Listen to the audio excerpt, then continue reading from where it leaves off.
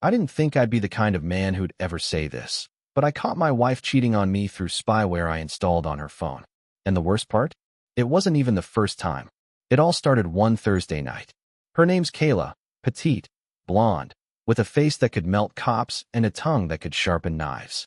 Lately, she'd been distant, weirdly polite one moment, and then icy cold the next. Said it was work stress. Said she was tired. Said she needed space. What she meant was, she needed another man to blow off steam with. I'm Jake, 36, own a home renovation business in Dallas, Texas. I built our house with my own hands, poured the damn concrete foundation myself. You'd think a woman would appreciate that. Turns out, Kayla preferred leather seats in some guy's Mercedes over hardwood floors and loyalty. That Thursday, I had stayed late at the office, but not to work. No, I had her location pulled up on my second screen, audio streaming in real time, thanks to the spyware I'd secretly installed after the fifth girls' night out in 2 weeks. You ever feel your gut twisting before your heart breaks? That's what I felt when I saw the blue dot stop outside a Motel 6. I froze. I stared. Then I clicked listen, and I wish I hadn't. I heard her voice. My wife's voice. Moaning, giggling, whispering filthy little things that used to be just ours. A man laughed. Not just any laugh. A cocky, satisfied one. Like he'd just hit the jackpot and didn't care who knew it. But the twist? The spyware gave me access to her camera too. I clicked view, and there she was, in the passenger seat of my goddamn car. My Toyota Camry, the one I had bought for her birthday. She wasn't at a hotel. She was parked 2 blocks from my office, with a man I'd never seen before, maybe mid-40s, tatted arms, gold chain. He had her bent over the console while she whispered his name like it was a prayer. Travis, she gasped. My lungs stopped working. It wasn't the betrayal that hit me first. It was the sheer disrespect. She brought him into my car. She was doing things to him she hadn't done for me in years. And she looked happy, ecstatic, like this was the best night of her life. I didn't cry. Not yet. I clenched the mouse so hard it cracked. I wanted to run out there, drag her out by her fake designer heels, scream at the both of them until the streetlights blinked. But something stopped me. Maybe it was shock. Maybe it was the fact that I was watching my whole life crumble through a screen. I let the video run. I watched it all. Watched her fix her makeup in my rearview mirror after it was over. Watched him slap her on the ass like she was some cheap little secret. Watched her smile, then text me. Still at dinner with Becca. Love you.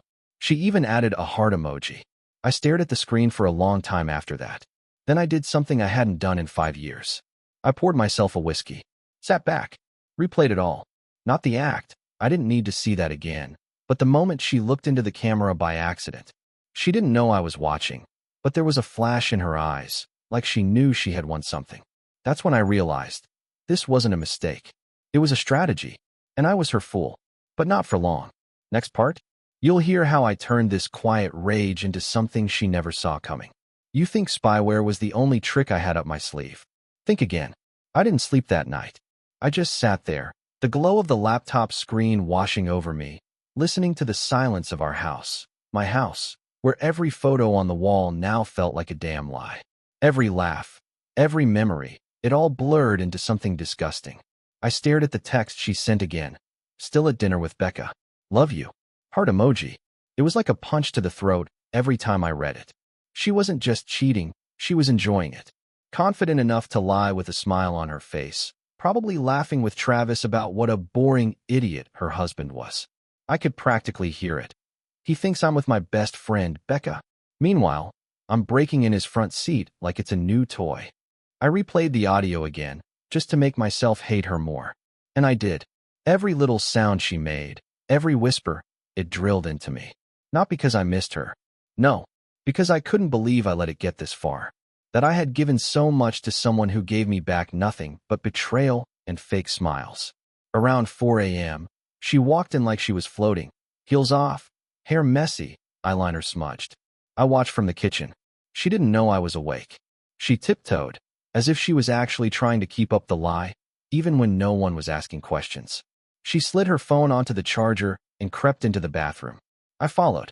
She flinched when she saw me in the mirror behind her. "Oh my God, Jake," she gasped, hand to her chest. "You scared me." "I bet," I said quietly. "What are you doing up?" I stared at her through the mirror. You weren't at dinner with Becca. She froze, blinked, then tried to laugh. What are you talking about? I watched you. Every second of it. I saw everything, Kayla. Her pupils widened. There was half a second of panic, but then something worse, calculation. Her face changed into something venomous. You're spying on me? She hissed. Are you serious right now? You're insane. Don't even try that. Jake, she said, suddenly composed, brushing her hair back with a casual wave. You clearly have trust issues. Honestly, this is exactly why things are the way they are. She walked past me like I was the one who just got caught bent over a steering wheel. I gave you everything, I said, my voice shaking, not from fear, but from trying not to punch the wall. You gave me chores, bills, your tired, boring routines, she snapped, spinning around. You think just because you're loyal and build a house, I owe you fireworks every night? Travis treats me like a woman, and I treated you like a damn queen. No, Jake, she said, arms crossed, lips curled into a smirk. You treated me like a possession. That was the moment I knew I didn't know her at all. You lied to my face. Again and again. She shrugged. I lied because you couldn't handle the truth. I wanted to scream. I wanted to drag her phone off the charger and shove the video in her face, force her to look herself in the eyes while she was grinding on some tattooed bastard in the dark. But I didn't. Something about the way she stood there, smug, unbothered, made me pause. She didn't feel guilty. She felt superior. You think Travis gives a damn about you?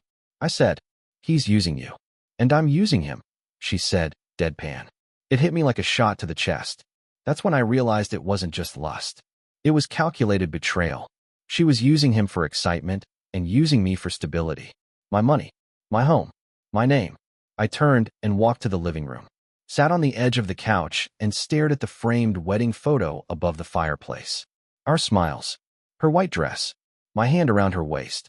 I wanted to rip it off the wall and smash it, but I didn't. She came in a minute later, barefoot, holding a glass of water like this was just another night. Jake, she said, you can make this ugly, or we can just be adults about it. I laughed. A sharp, bitter bark. You want to be adults now? After everything. She set the glass down gently on the table. Look, I'm not in love with you anymore. But we can be civil. You can move out, or I can. Doesn't have to be drama. I stood up, stepped close. Keep the house, I said. Keep the furniture. Hell, keep Travis. She smiled, thinking she'd won. Then I whispered, but check your bank account in the morning. And walked away. Next part, it gets darker. I didn't go to work the next day. I didn't sleep either. I just sat in the driveway, engine off, holding my phone like it was some kind of bomb I was too scared to defuse. I kept opening the messages, rereading the words, trying to decide if I should burn her world down or just vanish from it completely. But I'm not the vanishing type. Before the sun came up, I logged into our joint account and started draining it. Not recklessly, strategically. The house was in my name. So was the business. But the savings, that was ours. Or so I thought. Turns out, she had her own private account too. I found the wire transfers from our joint into something named K&M Holdings. That's Kayla and Travis, by the way. Cute, right? She was preparing for an escape, building a soft landing while I broke my back to keep the lights on. So I emptied our side first. Sent half to a new account under my LLC. The other half, I wired to my sister, Heather, with the note, hold this. Don't ask. Then I called my buddy Nate, an old friend who'd gone through a similar hurricane of a divorce a few years ago. He picked up on the second ring. You okay? No, I said. But I'm ready. Whatever you need, man. Say the word. I need you to come pick me up. I'm about to light the fuse. I didn't want to be in that house when it exploded. Not literally, obviously, but what I had planned wasn't going to leave much behind. We met at a diner we used to hit up after football games in high school. Coffee. No food. Neither of us spoke for a few minutes. She's been funneling money, I said, planning to leave. Nate raised an eyebrow. So you're not going to beg to save it? I looked at him like he'd spit in my cup. I'm going to destroy it. He nodded, slow and serious. Then let's do it right. We spent the next few hours laying it all out. I had already copied every text, every voice memo, every location ping. I backed up the videos, yes, multiple now, onto a drive labeled Kayla the Queen. She must have thought she turned off the spyware after that first night, but I was always 2 steps ahead. I knew when she met him, where they went, what they said. Travis wasn't even single. He had a wife named Jessica, and she had no idea. Yet, I found her on Facebook. Sent her a polite message with a little surprise video attached. Told her she deserved the truth. An hour later, she replied with a single line, "I'll handle it from here." Meanwhile, back at home, Kayla was texting me like nothing happened. "Kayla, hey, can you pick up some almond milk?" "Kayla, we're out of paper towels too." "Kayla, also, I think the bathroom light's flickering again. Can you check that tonight?" Like she hadn't called me a possession 10 hours ago. Like she hadn't bent herself for another man in my car. I didn't reply. Just watched the messages come in like smoke signals from a burning village. That night, I went back. She was in bed, scrolling TikTok like a teenager. "Hey," she said casually, like she didn't notice the quiet rage in my bones. "Where'd you go all day?" "Handled some things," I said. "Business stuff." She nodded without looking up. "You want to order food?" I looked at her for a long moment, trying to see if there was any piece of the woman I married left in that face. There wasn't. "No," I said. "I'm good." I went to the guest room, locked the door, and opened my laptop. Her face lit up the screen again, but this time it was from a live stream. Nate had installed a second camera in the living room while Kayla was at work. I watched her on my screen while she watched reality TV in our bed. It felt poetic. I wasn't just spying anymore. I was witnessing her downfall in real time. Around midnight, there was a knock at the door. She stood there in her silk robe, fake concern on her face. "Jake, is something wrong?" I stood up, grabbed my bag, and looked her dead in the eyes. "Everything's wrong. You're just too busy playing house with a stranger to notice." She didn't get it yet. Not until the next day, when Travis's wife showed up at her job. And everything cracked. She called me 32 times in 2 hours. I let every one of them ring out. When I finally picked up, it was just to hear the panic in her voice. And she didn't disappoint. "What did you do?" she screamed before I even said hello. Her voice cracked somewhere between fury and fear. "What the F*** did you send to that woman?" She showed up at my office. "Jake?" She slapped me in front of my boss. I smiled. Quietly. "That's funny," I said. "Because I told you this didn't have to be dramatic." "You're insane," she shrieked. "You've completely lost it. Do you even realize what you've done?" "Oh, I realize," I said. "I'm just getting started." She hung up, and I sat there in Nate's truck, watching the security cam feed on my phone. She paced the living room, holding her head like it might crack open. Travis had been blowing up her phone too. She didn't answer him either. For the first time in months, Kayla wasn't in control, and it showed. I gave her one night to sweat. The next morning, I texted her a Dropbox link labeled Freedom Files. Inside were all the videos, texts, audio recordings, and even a folder named Affair Timeline, with every encounter neatly logged. Date, time, location.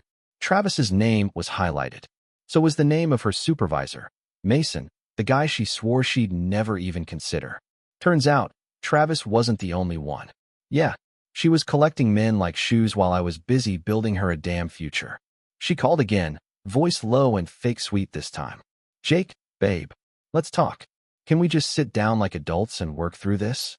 "You want to talk now?" "About what?" "How many men you racked up before I finally hit play?" "You're blowing this out of proportion." I laughed. Actually laughed. "That was at least 3 guys, Kayla. Don't insult me by calling that a mistake. That's a damn lifestyle." "Okay," she snapped, mask slipping. "So what?" "You were boring. You didn't see me anymore." "Oh, I saw you just fine," I said. "You just weren't worth looking at anymore." Click. This time, I hung up. I met with my lawyer that afternoon. Showed him everything. The spyware. The footage. The account transfers. He barely blinked. "You have enough to take the house, your savings, and even spousal support if you wanted it," he said. "I don't want her money." "You want revenge?" I looked at him. "I want her to remember my name every time she tries to sleep." He nodded. "Let's make that happen." That night, while she was still texting me long, desperate paragraphs about how we can get past this, I sat on my laptop and started forwarding the files. One to her HR department, one to the company's ethics hotline, one to her mother, who had always thought I was too intense and that Kayla needed room to breathe. I sent her mom the full video of Kayla and Travis in the Camry. No explanation, just the file. The message was clear. By the next day, everything was crumbling. Kayla was suspended from work pending internal investigation. Her mom blocked her. Travis. Ghosted. Apparently, his wife kicked him out and filed for full custody. Karma didn't just knock. It kicked the door in and slapped everyone in the room. Kayla came home in tears. Mascara streaked down her face like war paint. She begged. She pleaded. She even knelt in front of me, hands on my knees, like the same woman who once promised to love me until the end of time. I made mistakes, Jake. I did. But you can't destroy my whole life over this. You already did, I said. I'm just giving you a front row seat to watch it fall. Then I stood up and walked out. She screamed after me, called me a monster, a traitor, said I was worse than Travis. I didn't turn back, because for the first time in months, I felt peace. And I wasn't done yet. The next 2 weeks felt like slow-motion demolition. Every day, I got to watch her version of life crumble piece by piece. She thought she could juggle lies, men, and money like some cheap magician. But now the curtain was pulled back, and the audience was walking out in disgust. I had moved out and was staying with Nate for the time being. I didn't take much, just what mattered. Important documents, my tools, my dog, Max, and the Rolex my dad gave me when I turned 30. Everything else, let her drown in it. She tried to play the sympathy card after the tears stopped working. Started texting things like, Kayla, I'm broken. You were the love of my life. Kayla, please, I'm losing everything. I need your help. Kayla, I know IF asterisk asterisk asterisk asterisk asterisk up, but we were something once, right? That one hit a little. Because yeah, once we were something. Back when she wore oversized sweaters and burned pancakes on Sunday mornings. Before she started wearing lipstick to the grocery store and sleeping with her phone under her pillow. But that version of her was long dead. And I wasn't mourning a corpse that chose to die. The best part? Her boss, Mason, the one she swore she never even looked at, turned on her the second HR got involved. Claimed he didn't know anything about Travis. Said he was shocked by the videos and that Kayla had violated company conduct. She was terminated 2 days later. She showed up at Nate's place at 9 p.m. sharp, pounding on the door like a lunatic. Max started barking. Nate looked at me and raised his eyebrows. I took a deep breath and opened the door. She stood there in sweatpants, no makeup, hair in a knot. Her voice cracked immediately. Can we talk? No. Jake, please. You have no idea what's happened. Oh, I do, I said. I made most of it happen. I lost everything. My job. My friends. My family won't even talk to me. I wonder why. She blinked fast, her bottom lip trembling like it was rehearsed. You loved me once. Doesn't that mean anything? It means I know exactly what kind of person you are now. She stepped forward like she was going to grab my hand. I moved back. I was lonely, she said, playing the victim card hard now. You were always working. Always tired. I just wanted to feel alive again. You felt alive? In my car. Stop it, she whispered, shaking her head. You're not innocent either. Yeah. I asked. Show me the videos. Show me the texts. Show me the moment I stepped out of this marriage. You can't, because it didn't happen. She swallowed hard. I could see her scramble for another lie, but come up empty. You destroyed my life, she said quietly. No, I said. You destroyed your life. I just filmed the funeral. I closed the door slowly. Behind it, Nate just looked at me and said, damn. A week later, the divorce papers were signed. Clean. Fast. Brutal. She didn't fight for the house. She didn't even ask for the car. Guess it wasn't fun anymore once it wasn't a stage for her private shows. I got everything, because I had everything I needed. Proof. The day she left, she didn't even say goodbye.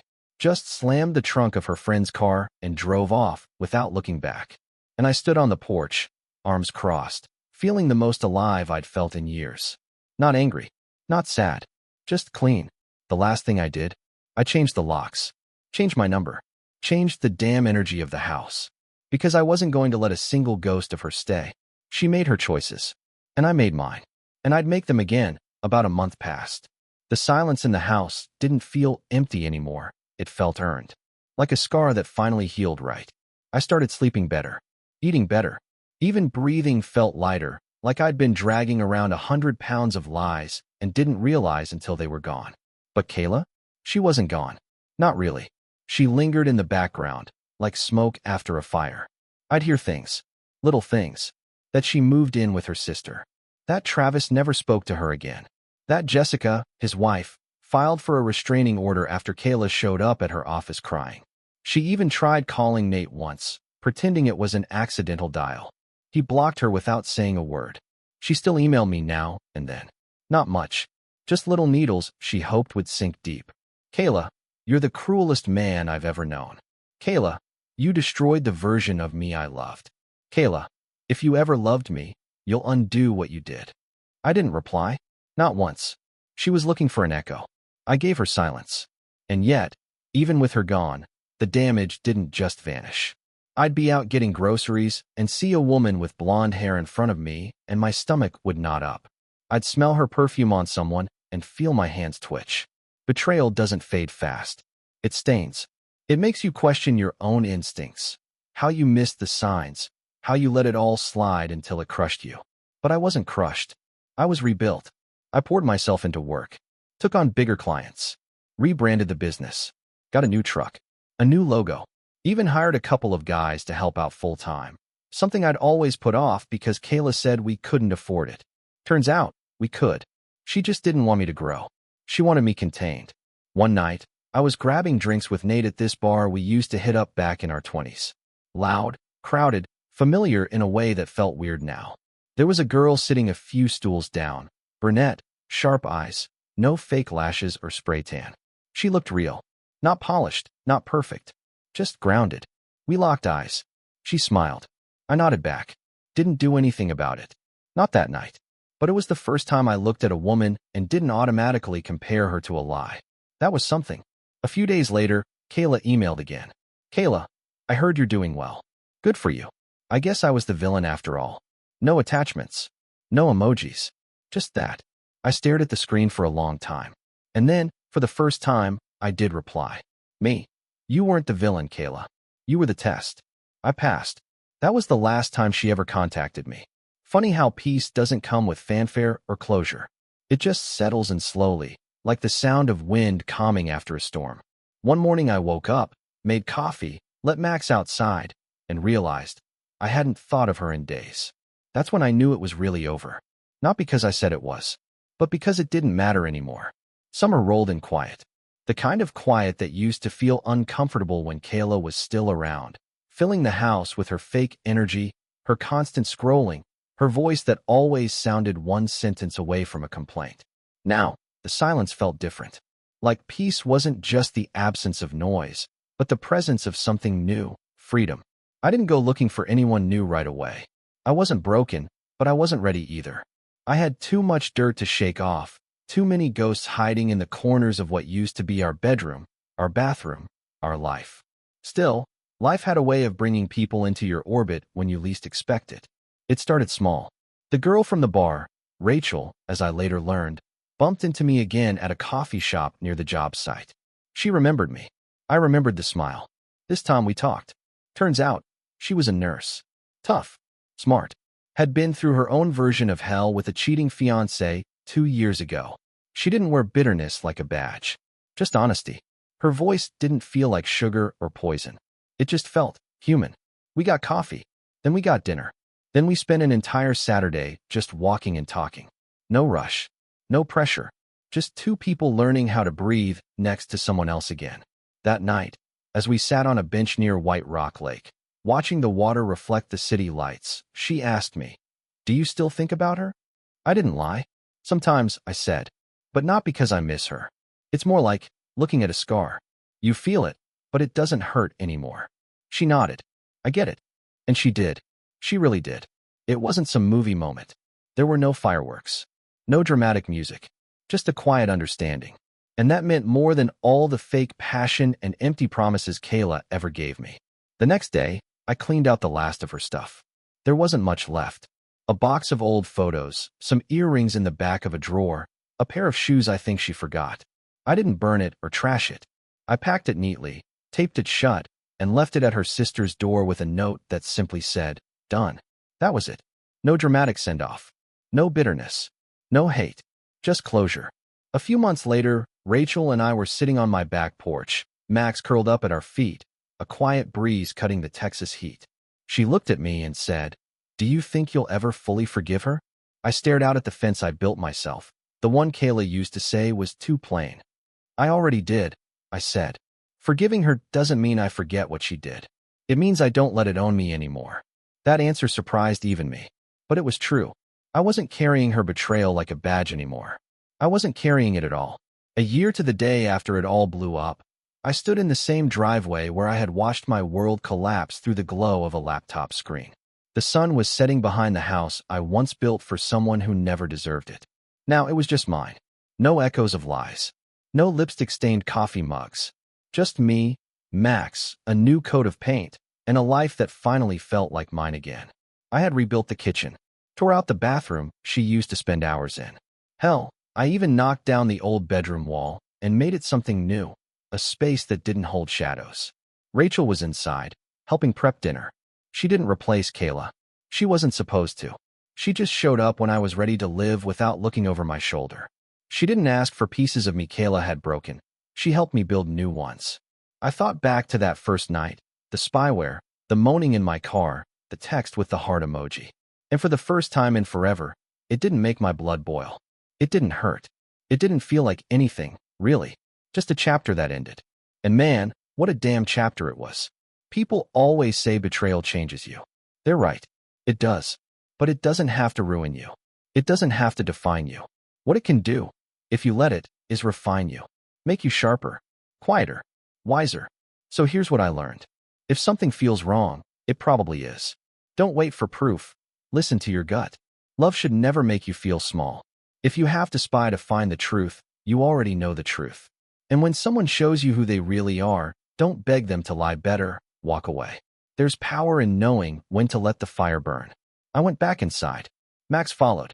Rachel smiled from the kitchen, barefoot, music playing low. It wasn't perfect. It was better. And this time, I was wide awake for all of it.